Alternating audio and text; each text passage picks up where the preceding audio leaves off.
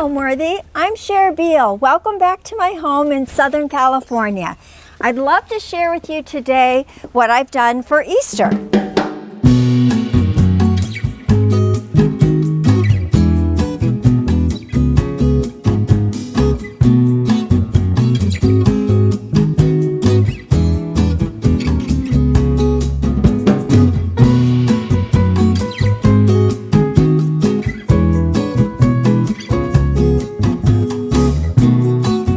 Watching Homeworthy, where we believe every home has a story.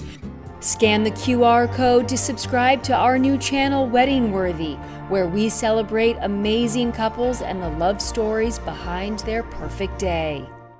Today I'll be sharing a few Easter vignettes, and then we'll head down to my craft room where I'll share with you some fun and festive Easter decorations.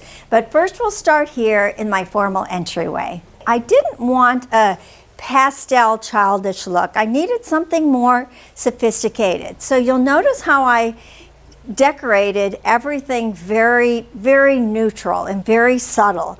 So for instance, I used cherry branches that are blossoming and these lovely champagne colored eggs, and it just makes a simple statement. We used some little wooden bunnies and lots of candles, and then I made, out of two grapevine wreaths stacked on top of each other, I made what looks like a giant nest. And in it, I've got ground cover, some little flowers, and some giant ostrich eggs. So it just gives us a very subtle but classic Easter look without looking too childish or too pastel. Just to provide various heights among my objects, I've used books to elevate different objects. For instance, I've got these little vintage books, a funny little snail on top, and then these old archival books that have the New York Times in them. So just fun, kind of classic but neutral way to elevate different objects on the tabletop so that everything's not one height.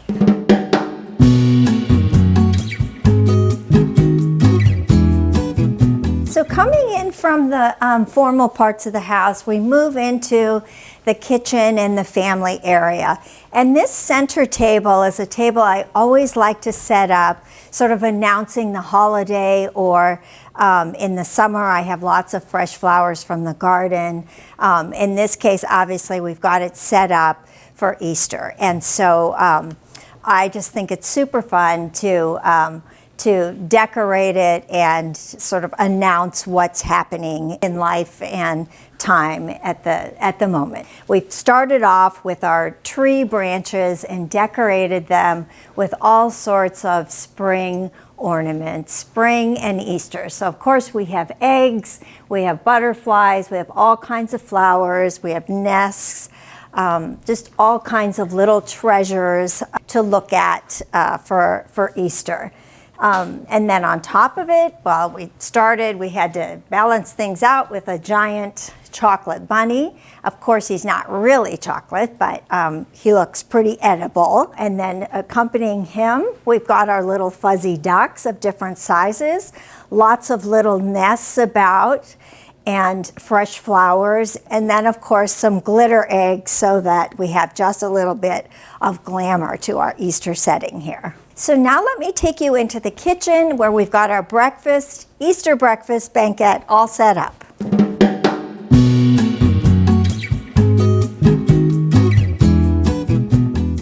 So we've got our kitchen banquet set up for Easter morning breakfast with all the grandkids. And we did it in a way that I hope it feels elegant, but also fun and playful, and rather Easter sweet. So we started with our regular dinner place settings and then just added different little accessories to make it feel especially Easterish. One of my favorite things on the table, the centerpiece, is this vintage Easter basket. So this is a basket I got years ago, and I don't use it to put eggs in. I use it to put plants and obviously obviously one little decorative egg.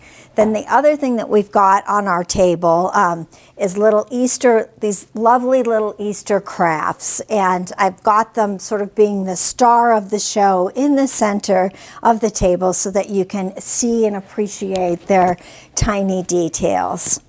We've got little bunny vases, we've got our egg cups, and then of course lots of chocolate and other bunnies filled with little eggs and fun little presents at each place setting.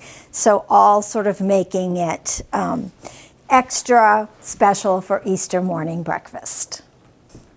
Our family has a big relationship with pancakes. The kids all love pancakes, and that was the very first date that my husband asked me on, to go eat pancakes. So anyway, we have a very sentimental association with pancakes.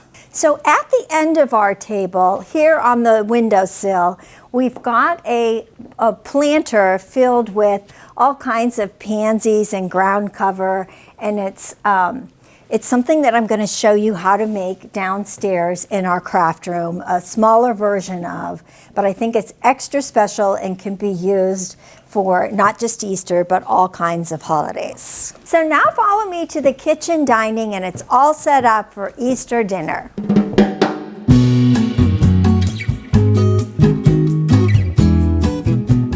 So in this space, we didn't want it to feel too childish. Again, I wanted it to feel a little more sophisticated for an Easter dinner. We've got lots of spaces outside that feel very playful and are certainly kid-friendly. And so I'm going to show you all those bright, festive Easter colors in just a little bit. But for our Easter dining evening experience, we wanted it to feel just a little more grown-up and sophisticated and serious. After all, it is Easter. So we've got a real high and low here in terms of our dishes. Our regular dinnerware is by Hudson Grace, and then we've got these little melamine bowls that are really from Hobby Lobby. So super cute, but do exactly what we want them to do, sort of give us a little bit of a playful look, but not too playful, or not too childish. Then we've also got our little gingham placemats and gingham napkins with, of course, pansy napkin rings, and then we also have little vintage embroidered napkins as well. So giving us just sort of a fun, festive Easter look. For our flowers, we've got simple daisies, and then of course we've accented our table with these little vintage jars filled with eggs. So each of our guests gets a little jar, a special little candy jar to take home. We've got bird nests and Easter ornaments, rabbits, and all kinds of Easter characters throughout. Ornaments that we've just used sitting next to each place setting. I think the fun and different thing that we've done here is use butterflies in our arrangements. So we've stuck butterflies throughout our floral arrangements, and then also over our fireplace and throughout the rest of the room. They're just little hints of butterflies and spring throughout. Even on our center tree, we've got giant butterflies floating, and it just sort of mixes it up a little bit and makes it very spring-like. So one of the things I'm going to show you down in the craft room how to make is this carrot rabbit Easter gift that is for one of my grandchildren. So I'm going to show you how you can make some of these for your grandchildren or your children too. So now we're going to head to the outside patios, but we'll take a quick sneak peek into the family room. So what I'd like to share with you about the family room is that our decorations are very minimal in here. So some spaces I really try to keep with just a few elements and have it be a little less of an explosion, an Easter explosion or holiday explosion. It just provides a little bit of eye relief. So on this outside patio, we have it set up for our after Easter egg hunt lunch. And so I've got it set up especially for my grandchildren and children. We started with our fun little Easter baskets in the middle, these felt little baskets, and filled them with primroses. So it made a very simple floral arrangement, and they can be taken out and planted in the garden afterwards. So that's a very fun place to start. To make our table setting playful and festive for the kids and very durable, we've used this melamine dinnerware, and this is all super great stuff, all different kinds of colors that work great for summer by the pool, or in our case are fantastic for our Easter setting. And what we've done is mix all of our place settings together, giving us this this colorful setting, and these can't be hurt by the children because they're plastic. And these are just available from Hobby Lobby, so they're super inexpensive and they work great by the pool and great here at our Easter setting. So the other thing that you'll notice on our table is we've got all these different little characters. So some are fun little paper crafts and others are just little figurines, and I love to use these on my table settings, if not on shelves, but if I've got a table set up so that you can enjoy them up close. And they add a lot of playfulness, the kids love them. Then of course at each table setting we have packages tied with felt, flowers, and tiny chicks on top, tiny fuzzy chicks on top. So just again adding a tiny detail that makes it fun and whimsical. We have carrots scattered throughout, also on our napkin rings, and then at each place setting we also have tiny Easter baskets filled with primroses and a packet of seed, so that each of my grandchildren can plant flowers in the garden after lunch.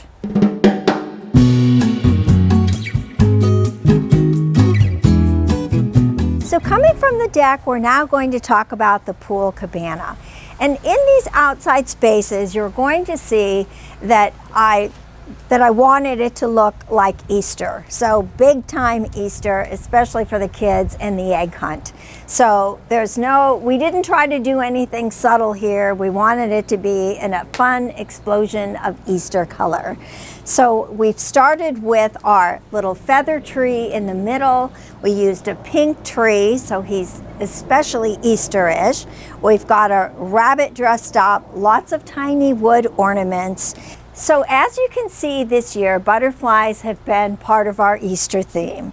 So on the table, we've got felt Easter baskets that are butterflies, and inside them we have toys for the kids. So we have ducks that are actually chalk, and yo-yos and little treats inside the bag. On top of the table, we've got our regular dinnerware, but little packages with crochet butterflies on top, of course. Adding to our Easter decor, we have flowers, bunnies, and of course more butterflies everywhere. So we've got butterflies scattered about our table, and then also hanging with our eggs from our rafters up above. And across our fireplace we have a garland with bunnies, eggs, flowers, and of course our butterflies.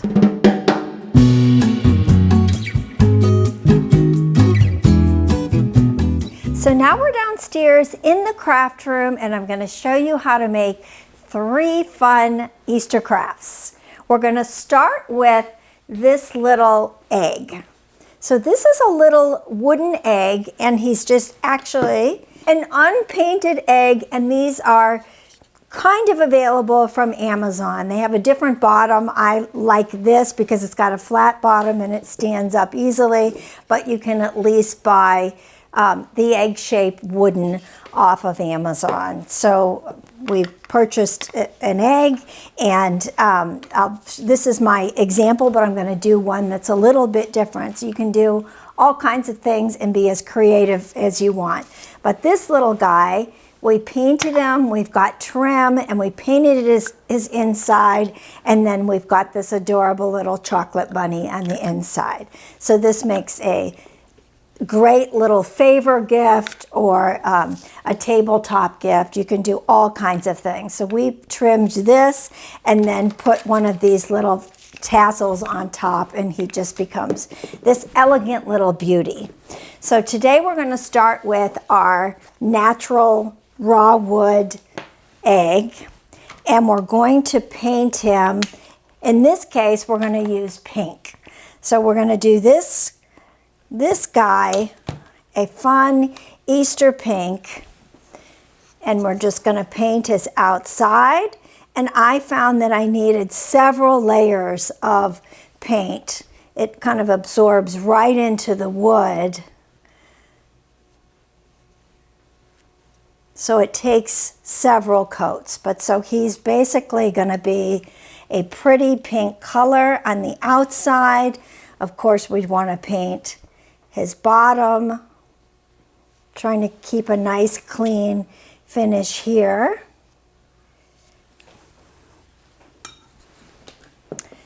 And then on the inside, we will do this guy. Again, you can do whatever colors work with your house or that are fun for you, that depending on who you might be giving this to. In this case, I'm going to paint the inside of this guy this gold.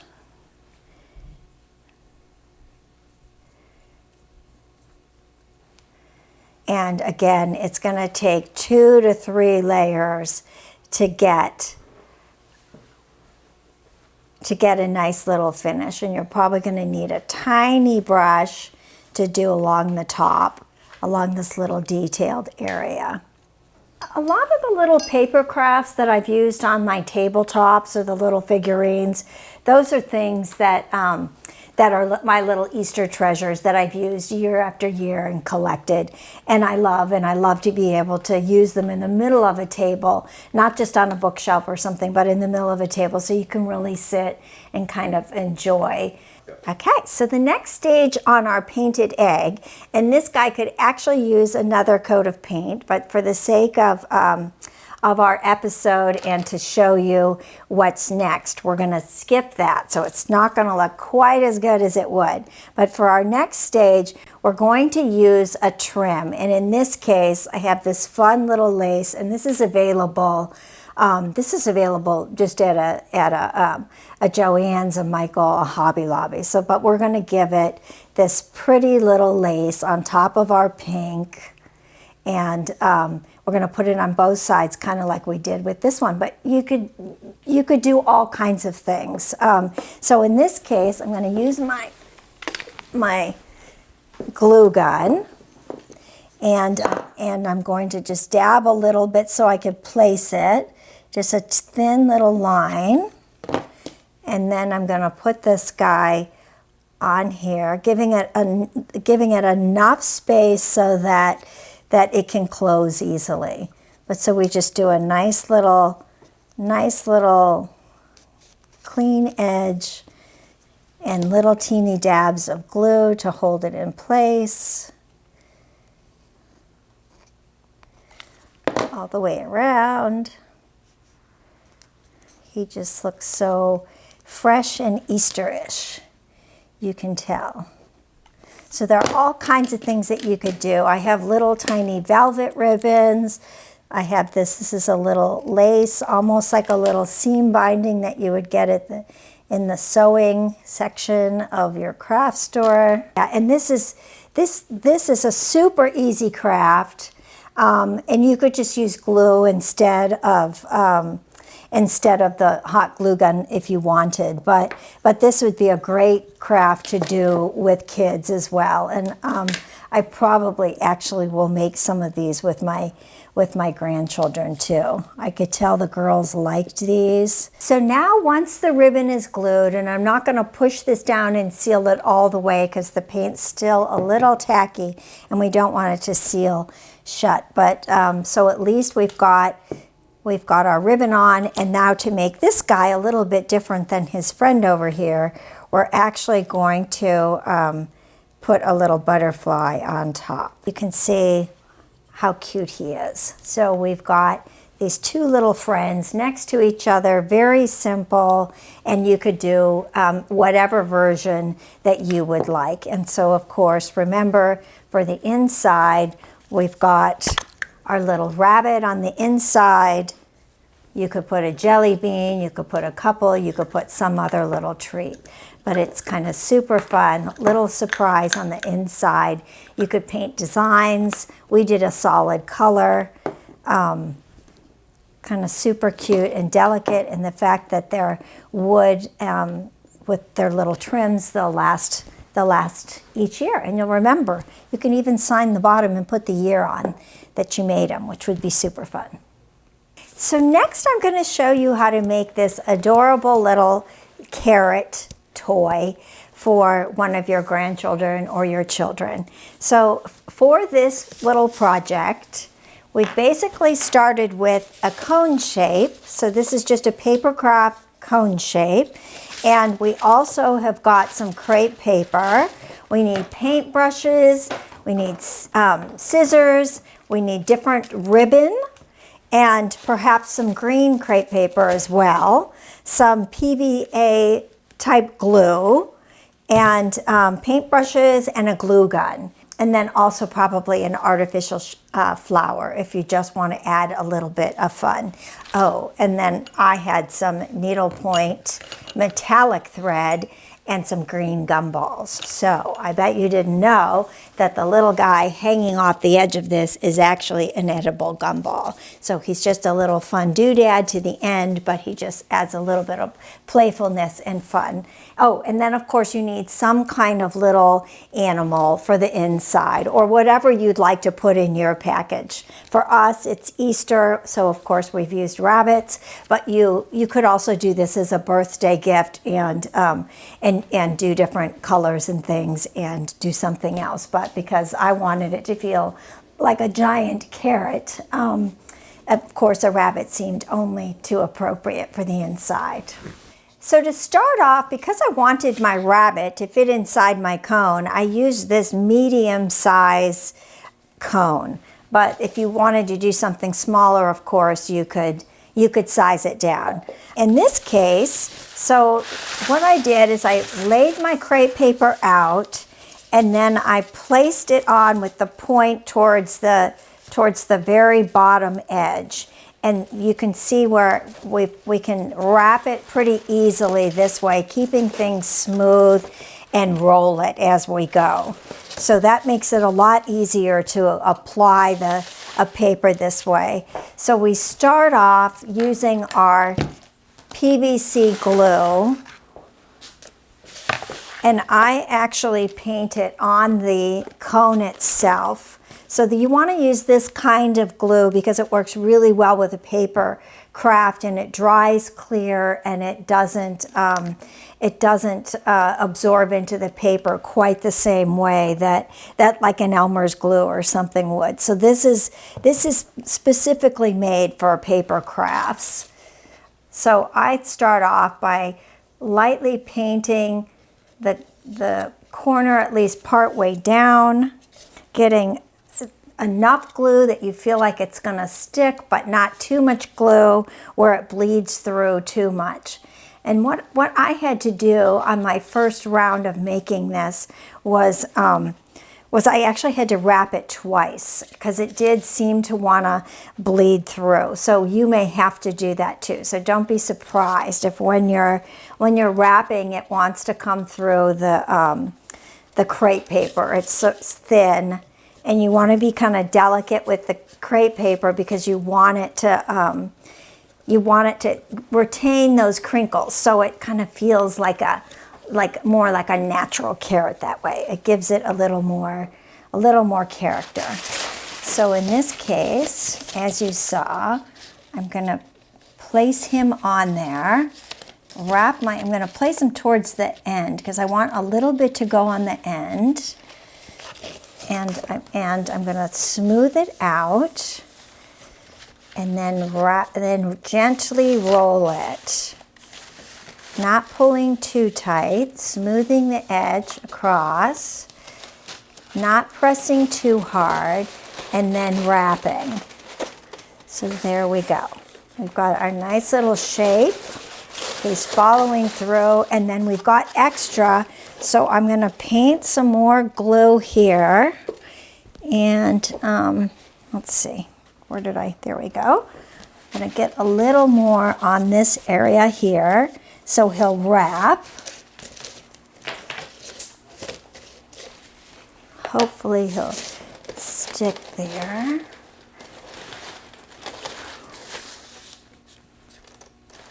Okay, and then we're going to trim this. So of course we need our scissors. It really doesn't take too much paper. We're going to trim a couple inches above it so we have something to tuck into the inside of our cone. And there, he's not laying totally flat here, but we can smooth it down a little bit. Going around. A nice little cut around. So there we've got our nice little shape, and he's still, as you can see, our glue is bleeding through a little bit, but it will dry. And then we've got enough to tuck in on the inside. But what I would do with this, I would seal my edges a little bit better, so our paper is staying down a little better. And then I would let this dry, and then I would wrap it one more time, because what you're going to find, and what I found with mine, is he really became less translucent when I wrapped him one more time. So he just felt a little bit richer, and this is not dry, so it doesn't look its best yet. But so that's what I would do next. I would wrap it one more time, and then after both layers were on here, then I would take this, tuck it down, and again, you're going to want to glue on the inside of this and tuck so you get a nice clean top finish edge to it. My kids just always loved an egg hunt, and particularly my girls always went about it in a delicate way, you know, picking up each little treasure. But my son would leap and race and love the scavenger hunt of it all, and love collecting as many eggs as fast as he could. So it was so fun just to see the difference between the boys and the girls, and actually see how cute and well they played together doing this egg hunt. So we did egg hunts from the time they were little, and then even through college we would be hiding eggs. Now of course, I hope it's okay to say, but sometimes we'd hide them with actually money or gift cards inside on top of the candy as they got older. So the college kids liked that a lot better than the jelly beans. Okay, so now we have this. All right, so I'm going to go ahead and wrap this one more time. I just think it's so fun to celebrate as a family these different holidays, and no matter what it is, sort of making it as fun as you can. And all these little things I do, I'm just trying to make it that much more fun and special, and hopefully magical for my family and for my kids. You know, life is hard enough, so it's special to have these little holiday moments together. Okay, so hopefully this gives us enough of a second layer.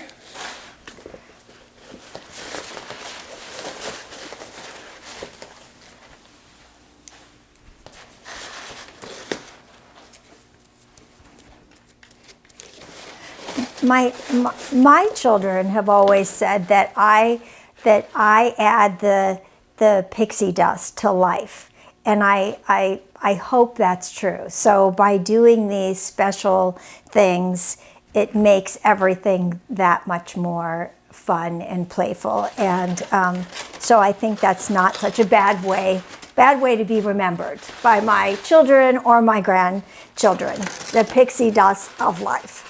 I love crafting with my grandchildren, and I feel so lucky because they all love to do crafts, and all of it is just so fun for them, and it's so fun for me and fun to do with them. So I do everything from literally have them participate in this decor that I'm doing for you guys here today, or little crafts that I find, you know, at Michael's or one of the craft stores that are little kits that that are like age appropriate for them. So it depends on who's helping me make things and what age they are. But they all seem to love to do crafts, and I don't know if it's because I'm so crafty and all little kids like to do crafts. I'm not really sure, but I feel so lucky that that they do like to do these things, and they make things, and then these are their treasures that they take home, and so it's super fun. I get to know them better when we're doing crafts, and it's just a lovely time to be together. So the next thing we're going to do is we're going to cut a long strip along the edge of our paper, and probably about, just depending on how big you want your fringe, but just to show you an example. So if you notice our little fringe here, this was a little trim that we made ourselves, and all we did was take a strip, and then we just made little cuts all along the edge. And you could do this as big or as little as you want. And then we basically did this, we ruffled it up so it had nice little texture.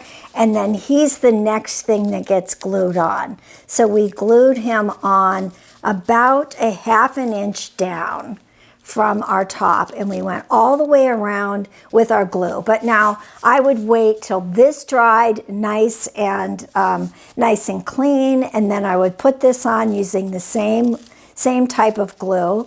And then the next thing that we did, so very simple, very easy, out of our same paper, the next thing that we did was take a ribbon and we glued it on top of our fringe. So we've got our ribbon glued on next, and then we've got our hanger, if you want a short hanger, a long hanger, whatever you want. These are 2 different strips that glued on the inside that we've hung down.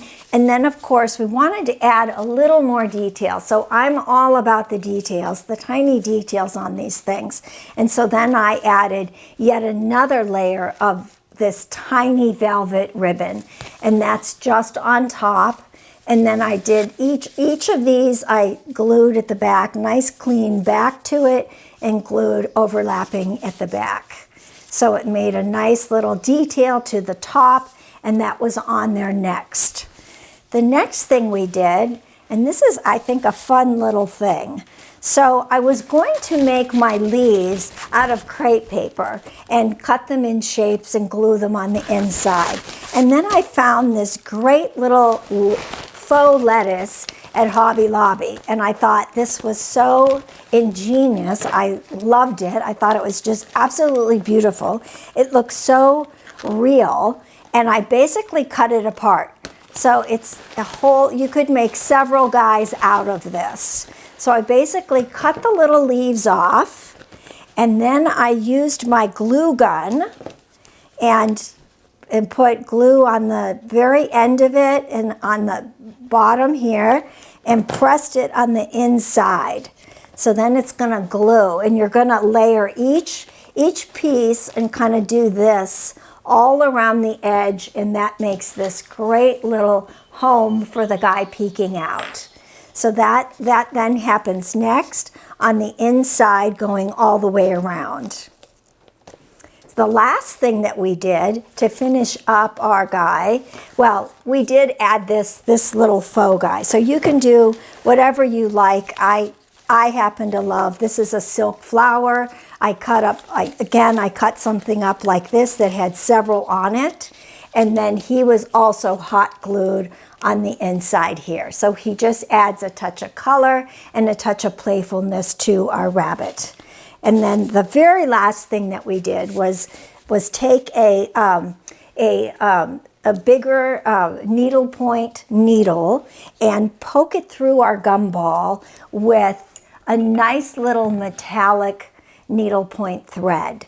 And that made our little tassel hanging from the edge. So certainly not anything you have to do, but it's certainly funny that it is edible, and it's just kind of funny. I think you could make several if you wanted, just adding again the little detail to the special rabbit.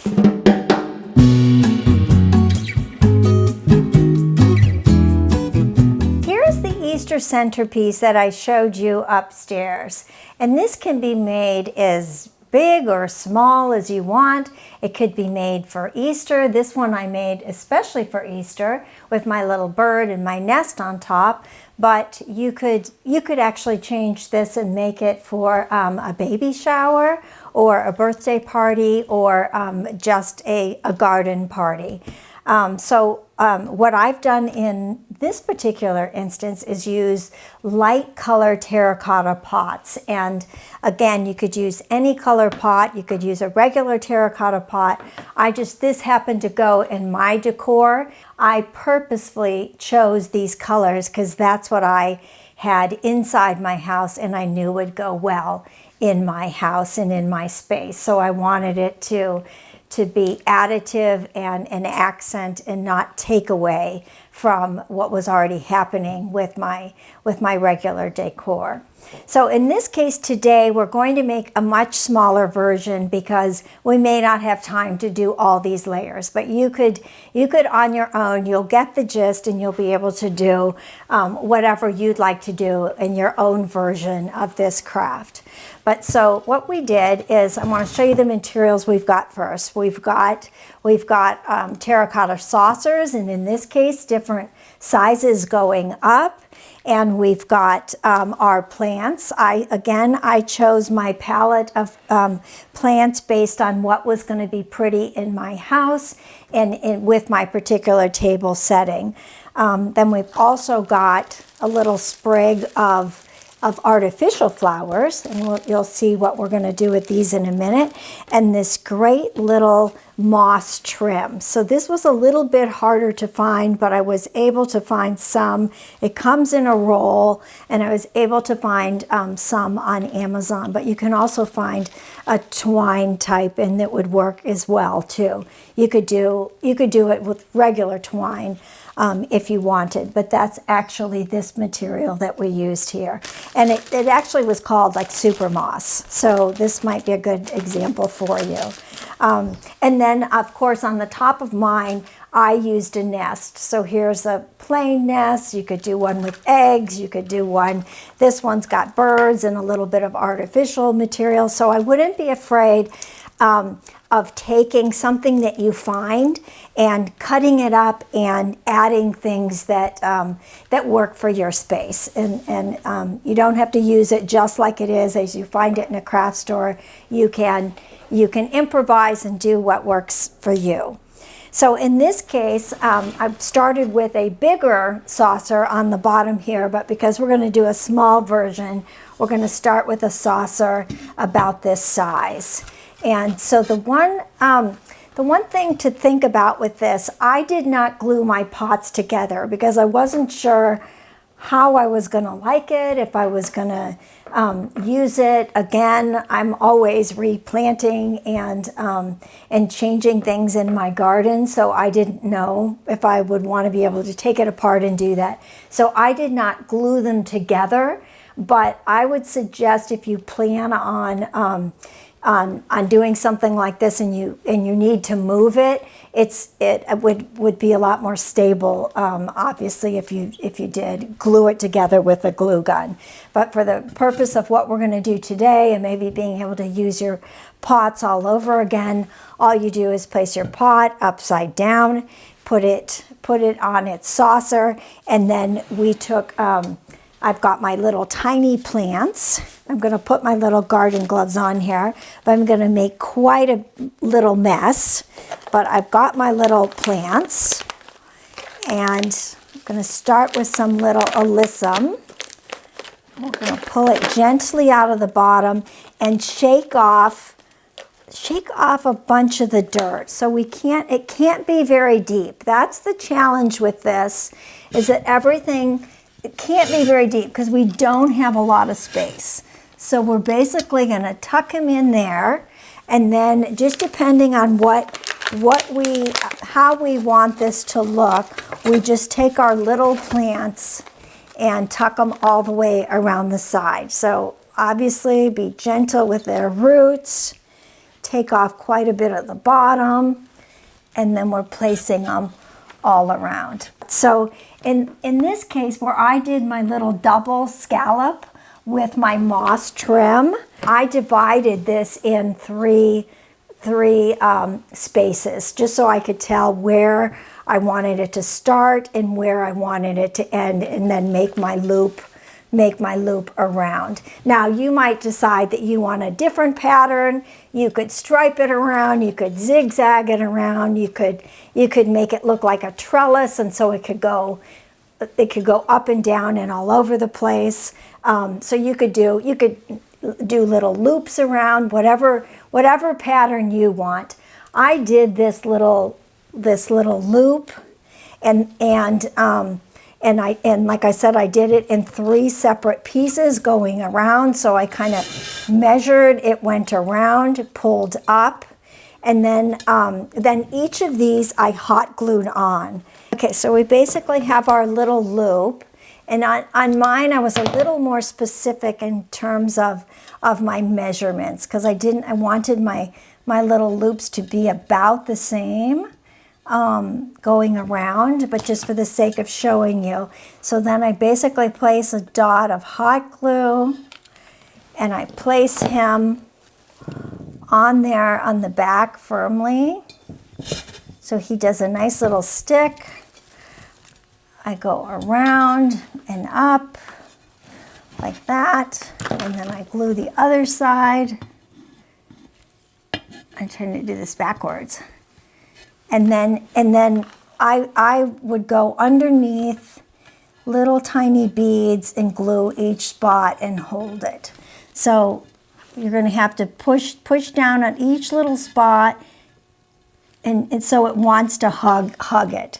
So you just kind of do that all the way around, because it looks prettier when it really looks like it's stuck to and on there. And then the next stage, I would just do another loop on the inside.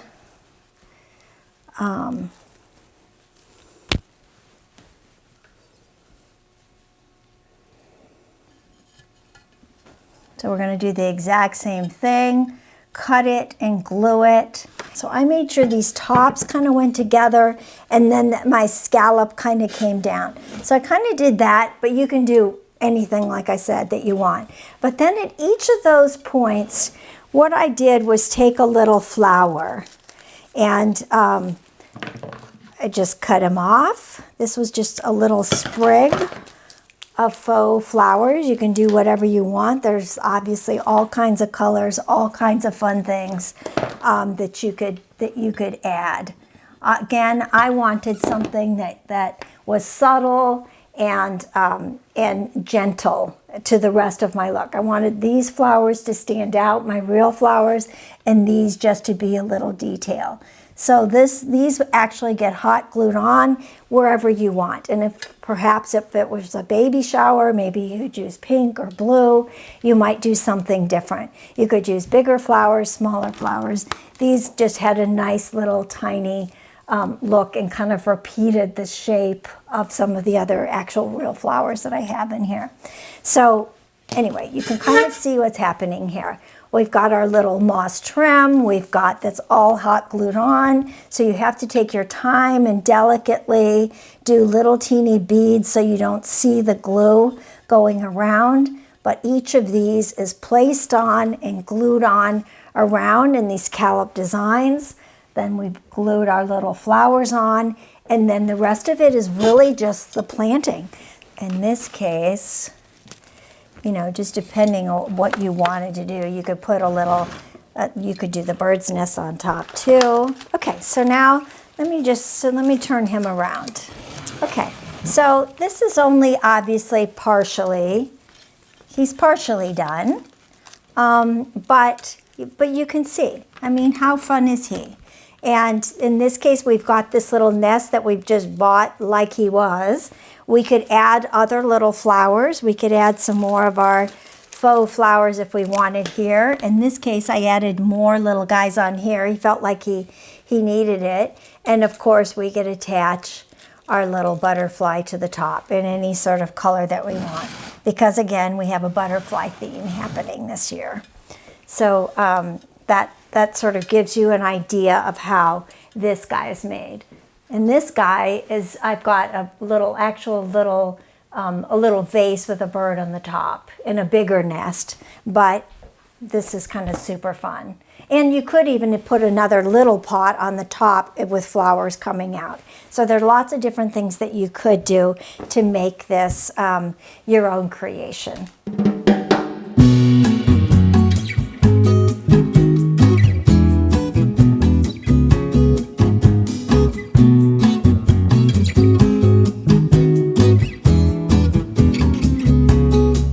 Visiting Homeworthy and checking out our Easter designs. I've got to go. We've got another egg hunt to participate in. Bye.